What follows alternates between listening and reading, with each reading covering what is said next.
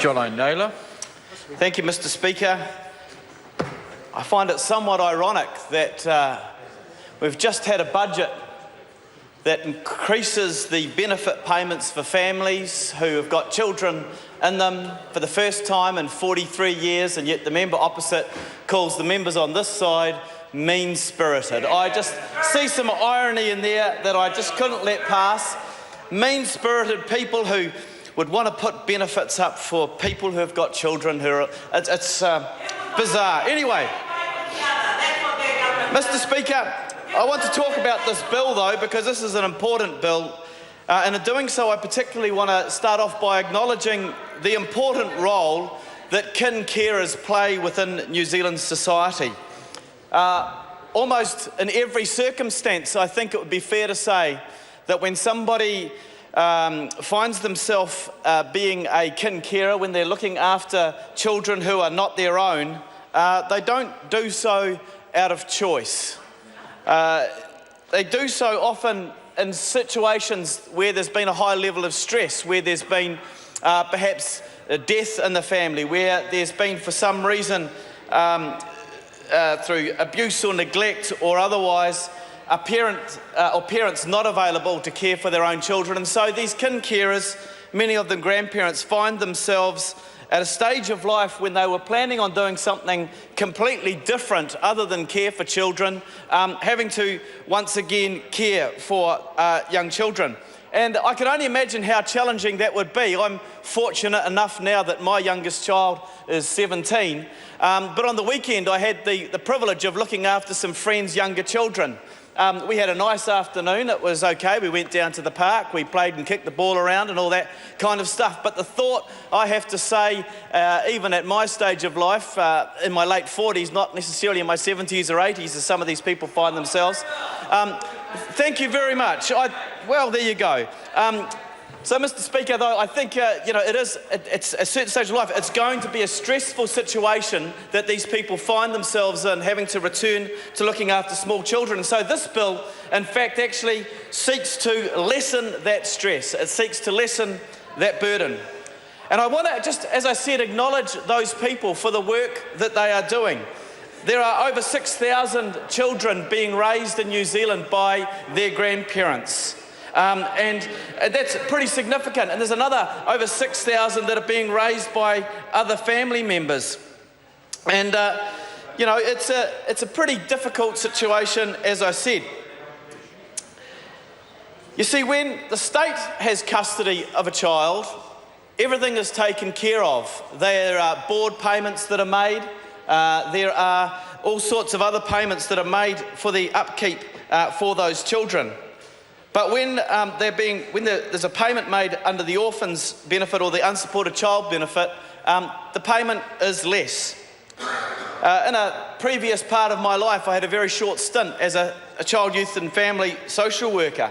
And it was part of our job to actually assess the state or the position that foster carers were in, and whether or not it would be appropriate for the states to take a step backwards and in fact for them to take on additional guardianship.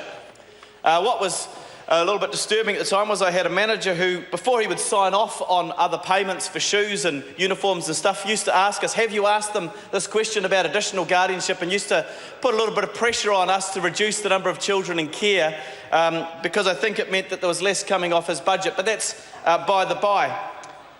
But one of the key questions that we needed to address before a child was moved from being under the full care and custody of the state and perhaps then went into an additional guardian situation was the type of bond that they had with the family, whether or not there was any need for additional social work input.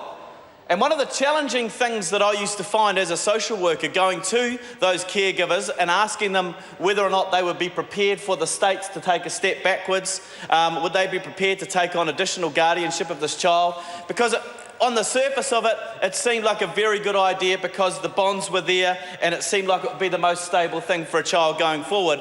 The challenging part was saying to them, oh, and by the way, you won't be getting as much money anymore. And it was a challenging thing to actually have to say to someone, thanks, you've done a great job. we really appreciate the fact that you've been looking after this child. We really appreciate the great investment that you've made into this child, and we see that you have made such a great bond with this child that you could now take care of them on your own, but we're going to pay you less money. And I've got to say, I used to find that pretty challenging. And so, Mr. Speaker, this bill actually seeks to bring a level of redress to that. Because at the end of the day, the last thing we want is for young people to remain in the custody of the state any longer than they need to. It is important that as much as possible that young people who've suffered the trauma of either having their parents sort of taken from them through death, or perhaps have had to leave their parents' care through abuse or neglect, can somehow establish as normal a life as possible, to establish the kind of life that I guess most children in our country get to have. And so it's really critical that we do everything we can to ensure that these kin care placements stay in place, provide stability for these young people, and not through financial hardship or otherwise begin to fall over. And so, as I said, this is exactly what we're trying to do. It is an incredibly challenging thing for someone to take this on, particularly if it's smaller children, I guess, or sometimes, I guess, teenagers, depending on where you are at that stage of life. They each provide their own challenge, of course. Mr. Speaker, in going through this bill and preparing to come and speak tonight, I thought it was appropriate to go back and have a look at the submissions that were made to the Select Committee. I obviously wasn't around when this went through the Select Committee, and so I wanted to just get a bit of a feel for some of the things that the submitters had said. And in particular, there was a very substantial submission from the Grandparents Raising Grandchildren organisation, and I just want to commend them because they do a fantastic work in supporting these grandparents who are raising their grandchildren. They do an incredible work in terms of providing networks for people to provide support, and I think they are well worth listening to. And if you'll bear with me, I just want to read a couple of the things that they said. There was about 9 pages of submission, and I'm not going to read the whole lot, you'll be pleased to hear. Although it would be probably just about as riveting as Mr. Farfoy's reading out of the entire list of national MPs the other night. But it would be so much fun if we could just hear that over and over again. In fact, the thing I liked about that so much actually was that if we'd returned the favour for the Labour Party, it would have only taken half as long. But anyway, so here is what Grandparents Raising Grandchildren had to say. They said a number of anomalies exist in our child welfare and social security system, creating inequities between kin/whānau carers and foster carers. It is important to acknowledge these anomalies in the context of discussing this bill because they highlight the substantial disparity that exists in the level of financial support available to the two types of caregivers who undertake the same role as principal caregiver to a child who cannot be cared for by his or her parents. And so I think they made a very good point in that. Also they said, I think, one of their last points was this, that we challenge the committee and I guess challenge this House to consider this bill in the light of the anomalies in our system and consider the question, is it fair in our society for a child being raised by its grandparent to be denied access to the services and financial support it needs and would receive if it were in foster care only because it is being raised by a grandparent? There are a couple of other submitters, and I won't name them, Mr. Speaker, but they made some really good points too.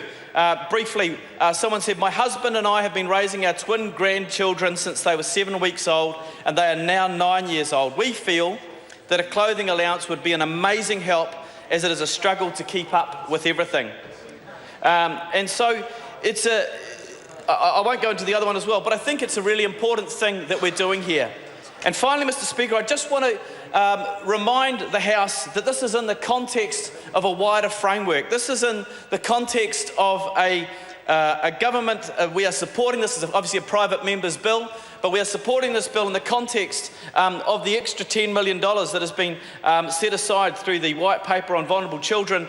The extra $10 million set aside to help with kin carers. Mr. Speaker, it is in the context of us wanting to work harder to address the needs of our vulnerable children in New Zealand, and so it is with great pleasure, and not as has been referred to by the previous speaker, it is with great pleasure that we support this bill because we think it will help those very children. Thank you.